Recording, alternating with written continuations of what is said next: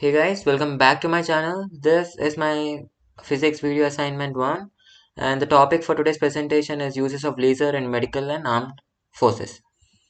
So coming to my introduction, I'm a first year Bachelor of Engineering student at SVC Bangalore. My name is Sainand and I belong to Audi session and my branch is Computer Science and Engineering and I'm a first semester student.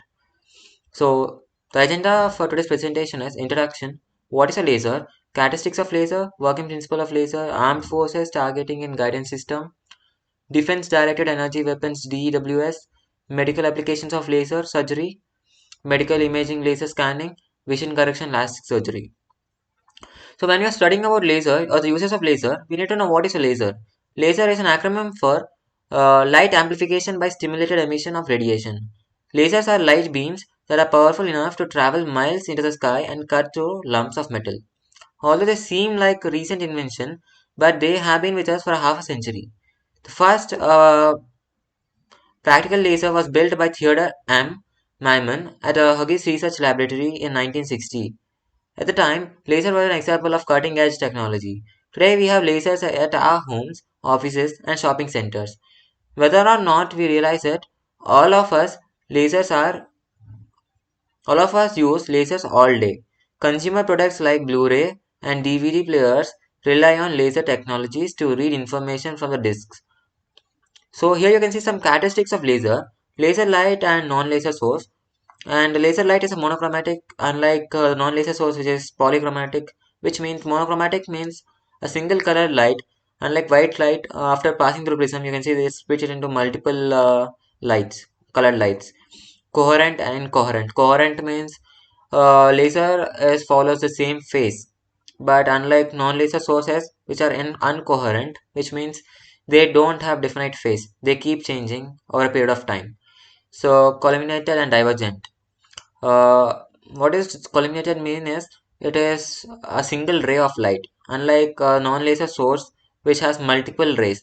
A torchlight has multiple rays, and laser light has high density, unlike non-laser lights that has low density. So here you can see sunlight, which has multiple frequencies, non-coherent, and a bulb is a single frequency but non-coherent. But a laser light is single frequency and coherent source. So when we are studying about lasers, let's see how a laser works or basic principles on which the laser works. Laser works on basically three principles: absorption of radiation, spontaneous emission, stimulated emission. So what does absorption of radiation means? When you provide some energy of to electron which is in a lower energy state, it jumps to a higher energy state and it stays for some time there. And spontaneous emission, when a higher energy electron which is present in a higher energy state comes back to the low energy state, it emits some energy and this process is called as spontaneous emission. And when you are providing some energy to an electron that's at a higher energy state, it comes back to the ground state or a lower energy state. This process gives us more energy and this is called stimulated emission. So basically laser works on this principle. It's important for us to study this principle. So coming to the main topic for today's presentation, the uses of laser in armed forces. Laser armed force targeting and guidance systems. Laser guidance systems are widely used in modern military technologies, particularly in precise guided munitions (PGMs). These systems use lasers to designate and guide munitions to their targets with a high degree of accuracy. There are different types of laser guidance systems, including laser designators and laser seekers. Laser designators. These are devices used to paint a target with laser beam. The laser designator is typically operated by a soldier, aircraft, or other platforms.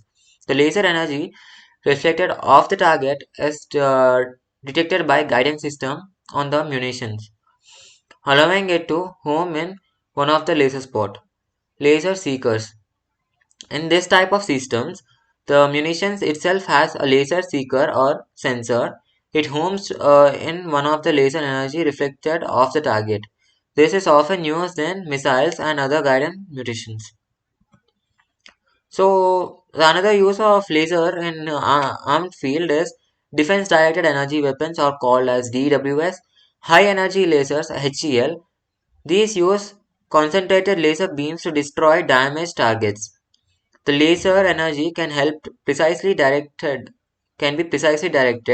making them to suitable for various applications, including countering drones, missiles, and even small boats. Microwave weapons. These weapons use microwave radiations to disrupt or damage electronic systems.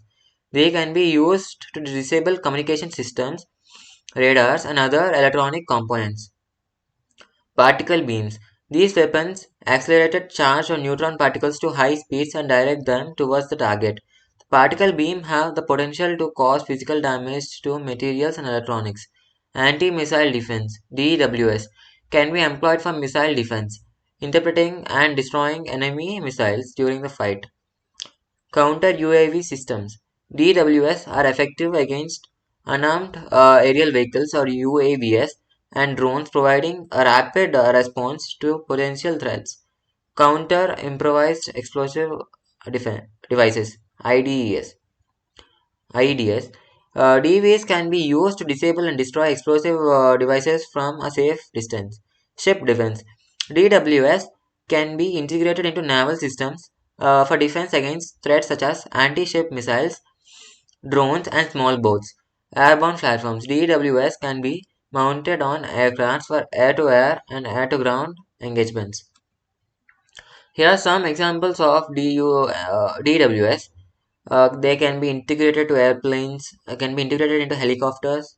They can be used to communicate with satellites. They're used in missiles and targeting weapons to increase their accuracy of hitting the enemies. They can be used in unarmed vehicles such as tanks and can be used in many other forces. And yeah, the next point I want to discuss is uses of laser in medical fields, medical applications of laser surgery, ophthalmology. The study of eyes is called as ophthalmology. LASIK. LASIK is basically a surgery used to correct your eyesight.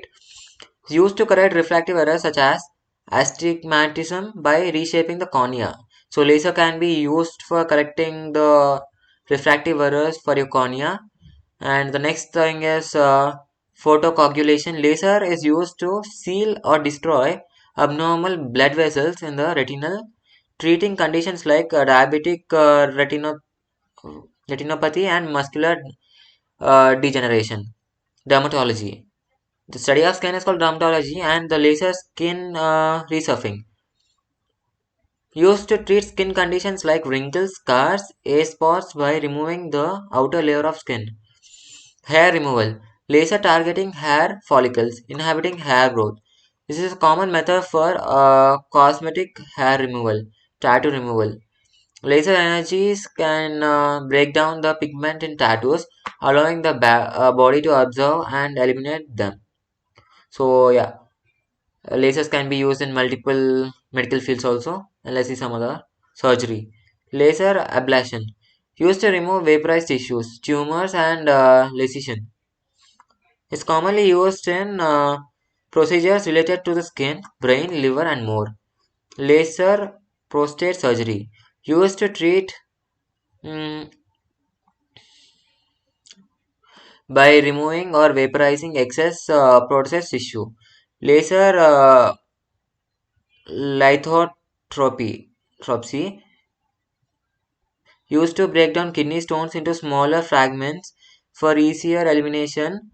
Soft tissue procedures. Lasers are used for gum surgeries such as gum counting or treatment of periodontal diseases. Teeth whitening. Lasers can also help in whitening of teeth. Effectiveness of teeth whitening agents.